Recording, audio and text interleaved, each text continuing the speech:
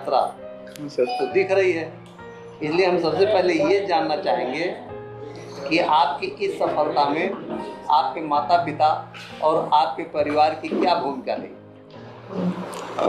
Sir, इस कामयाबी में सबसे बड़ी भूमिका जो है वो मेरे परिवार की है, और उसमें भी मेरे मम्मी की सबसे ज़्यादा भूमिका है। वो as a pillar of support बनी थी, क्योंकि इस तैयारी में बहुत बार निराशा के क्षण आते हैं और बहुत बार खुशियों के क्षण आते हैं। तो उनमें बैलेंस बनाने के लिए और जब निराशा हो तो मोटिवेट करने के लिए मेरी माता जी का बहुत ज़्यादा श्रेय है, और बाकी मेरे पापा और दोनों सिस्टर्स लोगों का भी बहुत ज़्यादा श्रेय है। सबसे ज़्यादा भूमिका उनकी है सर।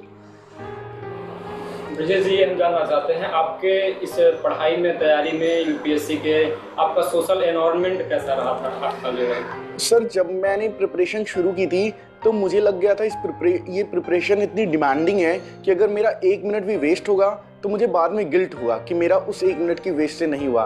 तो मैंने अपना सोशल इन्वायरमेंट बिल्कुल आइसोलेट कर रखा था, मैंने अपने सारे नेटवर्किंग बंद कर रखी थी। तो सर, ये सब त्याग करना पड़ा था मुझे इस तैयारी, इस उपलब्धि को हासिल करने के लिए।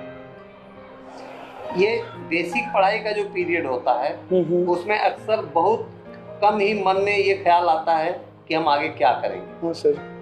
तो आपको क्या करना है, क्या बनना है, इस बीच आपके आईएएस की कामयाबी का लक्ष्य बनाना कब से शुरू हुआ? सर, मेरा लक्ष्य तो बचपन से ही था, क्योंकि जब मैं यहाँ रुधौली में भी खेलता कूदता था तो आप ही लोग मुझे गाइड करते थे कि आगे चल के आपको कलेक्टर बनना है। तो मेरे अंदर वो बात तो थी कि मुझे आगे चल के बनना यही है। लेकिन आपने बोला बेसिक पढ़ाई का कितनी भूमिका है, तो सर मैं ये कहूँगा बेसिक पढ़ाई की भूमिका 100 से नहीं 101% है। बिना 6 से लेकर 12 तक की पढ़ाई ढंग से किए हुए आदमी दुनिया का कोई भी एग्ज़ाम नहीं निकाल सकता। आईएएस ही नहीं, कोई भी एग्ज़ाम, आईआईटी को लेकर अगर मेडिकल, हर एग्ज़ाम के लिए बेसिक पढ़ाई की सबसे ज़्यादा भूमिका है। पढ़ाई को आपका शुरू से, और या फिर जो है आपकी तैयारी हुई आईएएस की, बीच में आपकी कुछ परेशानियां या कुछ ऐसी दिक्कतें आई होंगी? अगर आई होंगी तो किस तरीके की परेशानियां? सर, परेशानियां तो बहुत तरीके से आती है। सबसे बड़ी परेशानी आती है कि 1 साल की मेहनत जब एक पीडीएफ में नाम ना हो और वो चली जाए, तो उस समय क्या होता है, 1-2 महीने केवल उस सदमे में गुजर जाता है। तो सबसे बड़ी परेशानी सर वही होती है कि अब अपनी निराशा से कैसे हैंडल करेंगे, और कोई परेशानी नहीं, बस वो परेशानी की असफलता जब मिलती है तो उसके ऊपर कैसे फिर से राइज करके आप सफलता की सीढ़ियाँ पकड़ेंगे। सर, रुधौली रघुपति स्कूल में कहाँ तक की पढ़ाई? सर, मेरा जो आजकल प्ले स्कूल बोलते हैं ना, प्ले स्कूल, यूकेजी, फर्स्ट, ये सारी पढ़ाई मेरी यहीं रघुपति स्कूल में हुई थी। और मैं एक बात कन्फेस करना चाहता हूँ, मैं बिना एडमिशन के पढ़ता था वहाँ जाके। मैं अपने बड़ी सिस्टर के साथ चल देता था, वहाँ पे पढ़ने बैठ जाता था। मेरा शुरू से ही ऐसा रुचि था कि स्कूल में जाऊँ और पढ़ूँ, तो मैं बिना एडमिशन कराए 2-3 साल पढ़ डाला है मैंने वहाँ पे। आपके स्कूल के बाद की पढ़ाई, आपने अपने स्कूल के बाद की पढ़ाई कहाँ से की? सर, आपके विषय क्या क्या? हाँ सर, मेरा जब 12th में स्कूल ख़त्म हुआ तो मैंने इंजीनियरिंग एंट्रेंस की पढ़ाई की कोटा में रह के 1 साल। उसके बाद मैंने थापर यूनिवर्सिटी पटियाला में कंप्यूटर साइंस से बीटेक किया। उसके बाद मैंने 2 साल जॉब की। उसके बाद फिर मेरी आईएएस की असली पढ़ाई शुरू हुई। उसके लिए मैंने दिल्ली में एक कोचिंग की 1 साल की। लेकिन मैं ये भी कहना चाहूँगा कि इस पढ़ाई में कोचिंग का रोल बहुत कम होता है। किसी की भी पढ़ाई में सब कुछ रोल अपना सेल्फ स्टडी का ज़्यादा महत्व होता है सर। हमारे देश में तमाम सरकारी और गवर्नमेंट जो है जॉब्स हैं, आपने सब कुछ छोड़ के केवल आईएएस को देखिए चुना? क्योंकि ये तो सर आपको भी पता है कि अगर किसी का मतलब भारत की सबसे बड़ी जॉब आईएएस है, तो मतलब अगर देखिए सर, मेरा एसएससी में भी एक्साइज इंस्पेक्टर हो गया था, मेरा नाबार्ड में भी जॉब लग गई थी, और मेरा स्टेट पीसीएस के भी 2-3 इंटरव्यू दिए हैं मैंने। बट मेरा सबसे ज़्यादा मन यूपीएससी में आईएएस बनने को ही था, क्योंकि आपको भी पता है सर, ये सबसे बड़ी जॉब है, सबसे ज़्यादा डिमांडिंग और अच्छी जॉब है ये सर। हमारे जो बहुत से दर्शक होंगे, यस सर, ये जानना चाहते होंगे कि आप कब और कितना देर पढ़ाई किया करते थे? सर, जब मैंने सीरियस पढ़ाई शुरू की तो मैंने टाइम देखना बंद कर दिया। मुझे लगता था कि सोने खाने के अलावा मेरा सारा टाइम पढ़ाई पे ही लगे। हाँ, मतलब जब मेंस का एग्ज़ाम ख़त्म होता था, इंटरव्यू की वेट करता था, तो नहीं पढ़ाई होती थी। लेकिन जो प्रीलिम के 1-2 महीना पहले और मेंस के 2-3 महीना पहले, यहाँ पे सर मैं टाइम नहीं देखता था। मतलब 13, 14, 15 घंटे तक हो जाता था, और मेंस से 2 हफ्ता पहले तो मतलब 20-20 घंटे हो जाता है। और ये सबका हो जाएगा सर, क्योंकि इतना बड़ा एग्जाम है कि अपने आप मोटिवेशन आती है। 30 घंटे तो बहुत ज़्यादा हो गए ना? नहीं सर, आप खुद अब मेंस लिखेंगे कभी ना, मतलब कोई भी जो इसको सुन रहा होगा, क्योंकि जनरल जो रूटीन है लाइफ का, उसमें 4 घंटे में तो 1 घंटा तो रोज खर्च हो जाता है। सर मैं कॉफ़ी पीता था और रेड बुल यूज़ करता था, एनर्जी ड्रिंक। तो मतलब एक हफ्ता जो एग्ज़ाम से जस्ट पहले का हफ्ता होता है, वहाँ पे आपको खुद लगेगा कि जितना टाइम आप लगा पाए उतना लगाएं। मैंने कैफीन बहुत खाया सर, मतलब इसी चक्कर में कि एक बार सेक्रीफाइस कर लूँ, आगे काम आएगा। हमारी सोसाइटी में जो बच्चे यूपीएससी की तैयारी करना चाहते हैं या जो कर रहे हैं, वो अक्सर इसको लेके जो है, इस तैयारी को लेके भय में रहते हैं, डर में रहते हैं, तनाव में रहते हैं। उनके लिए जो है ये होता है कि पता नहीं हो पाएगा या नहीं हो पाएगा, उनके लिए आप क्या कहना चाहेंगे? मैं ये कहना चाहूँगा सर कि सबसे बड़ी चीज़ है सेल्फ कॉन्फिडेंस। तो उन्हें एक तो अपने ऊपर कॉन्फिडेंस रखना ही पड़ेगा। अगर थोड़ा भी वो मचलें तो उनका सबसे बड़ा दुश्मन उनका कॉन्फिडेंस बन जाएगा, और जहाँ लो कॉन्फिडेंस हुए उनका पढ़ाई में मन नहीं लगेगा, और पढ़ाई में मन नहीं लगेगा तो निकलना मुश्किल रहेगा।